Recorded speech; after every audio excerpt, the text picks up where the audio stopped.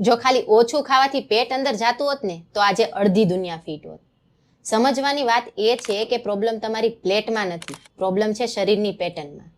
જ્યાં સુધી hormone reset નહીં થાય ને ત્યાં સુધી ડાયટિંગ પણ કામ નહીં કરે.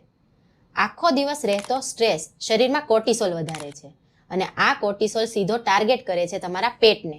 પણ આ હોર્મોન્સને રીસેટ કરવા માટે શું કરી શકાય? પહેલું છે slip hygiene. Biologically cortisol level રાત્રે ડાઉન થવું જોઈએ જેથી શરીર અંદરથી રિપેર થઈ શકે. પણ જો તમે મોડી રાત સુધી જાગો છો તો આ હોર્મોન વધેલું જ રહે છે. એટલે હોર્મોનને બેલેન્સ કરવા રાત્રે વહેલા સૂવું જરૂરી છે. બીજું છે ફ્રીક્વન્ટ મીલ્સ, એટલે કે વારંવાર ખાવાનું ટાળો. દરેક ભોજન સાથે શરીરમાં ઇન્સ્યુલિન સ્પાઇક થાય છે જે ફેટ બર્નિંગ પ્રોસેસને અટકાવે છે. એટલા માટે બે ભોજન વચ્ચે પૂરતું અંતર રાખવું સ્વાસ્થ્ય માટે ખૂબ જરૂરી છે. સારા સ્વાસ્થ્ય માટે આયુર્વેદ પ્લસ મોડર્ન ન્યુટ્રિશન અપનાવો.